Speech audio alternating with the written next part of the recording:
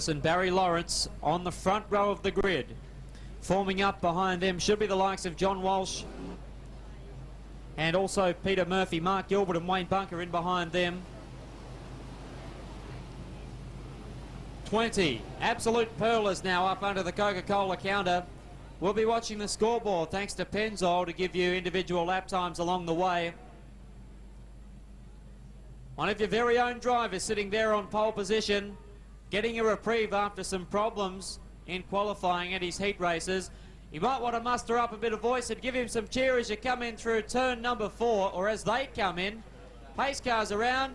Let's hear it for Ian Lewis as he comes out of corner number 4. The fly from Diggers Rest, give him some support, give him a wave as he comes through.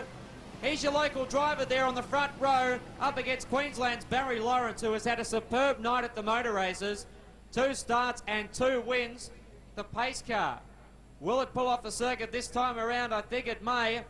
He's moving down now towards the grassed area. Your last chance to wish Ian Lewis well here in his attempt to move into the A main. Has done very well here in the Classic in years gone by. Lawrence, a tough campaigner.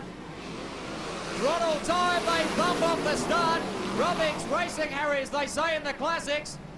Lewis to the front, Lawrence in behind him, rides his wheel down the backstretch, goes hard into the concrete, flips and is on his lid.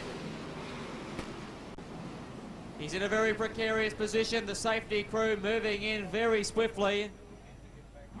Everybody back from the safety fence, everybody keep well back please. There is fuel and other substances, or there could possibly be substances coming out of the J&J chassis. So everybody please stay back, keep your ground. This B main really coming to life. We'll look to cross. In the absence of Barry Lawrence, Peter Murphy assumes outside front row next to Ian Lewis. It was an action-packed, frenetic type of start for Stillmark, Eagle and Globe. Peter Murphy driving for Mad Harry. Harry Delamont out of the second corner. We might chat to Jamie Cobby in a few moments. At one time in his career drove for Harry Delamont. Harry fielding 2 cars here at the Classic. Callahan Motors, HSV Utility is off the track. Ian Lewis getting set now to bring the field in once again. Up against Peter Murphy, John Walsh and Wayne Bunker. John Shaw and Roy Wright in behind them. But at the last instant, officials opting to hold them back. They'll drop some of the powder down there, the designated zone for a clear start. Lewis in 11, Murphy in 4. Murphy a regular to the Knoxville track in Iowa. Races over there in the off-season. In fact, it's been residing over there, I think, on and off over the past couple of years. John Walsh very keen. Wayne Bunker wants to go on with the job. Starter getting set to fire them into action. John Walsh quick off the start. Murphy left up wide, but he gets back onto it now nicely. Moves into second position. Another flip in 2. Cannot pick who it was. Another very nasty red light situation in the second corner. Somebody towards the tail end of the pack is about all we can surmise at this stage. I'll tell you what, John, the fans down there in the track here got an action crew. All the action seems to be directed to this corner of the track down here. The fans are going to be pretty excited about that. Tell you what, the driver wouldn't be too happy though. This corner of the track down here, the fans are going to be pretty excited about that. Tell you what, the driver wouldn't be too happy though.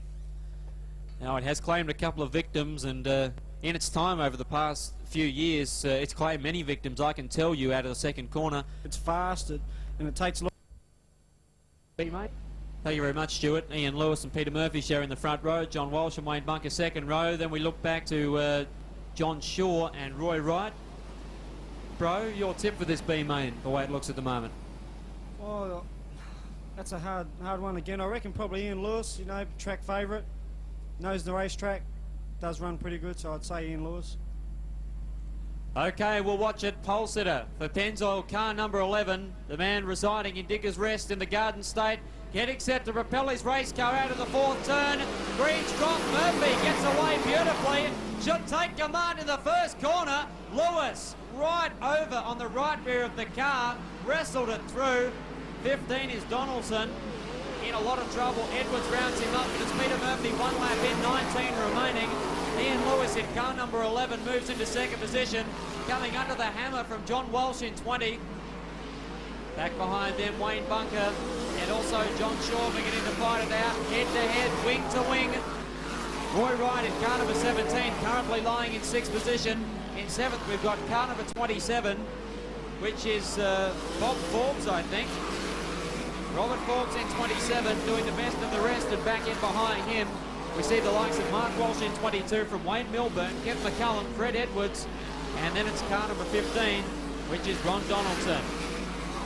Our leader now, driving for Harry Delamont, displaying all of the skill and style that has had him running up the front at Knoxville on a regular basis. He cruises by the stripe, working his car feverishly.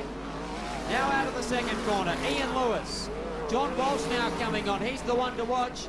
3rd position, car number 20, John Walsh from New South Wales. John Shaw in car number 66 is also joining the fray. They make their way in through turns 1 and 2. Now rapidly approaching 3. Shaw catching Walsh.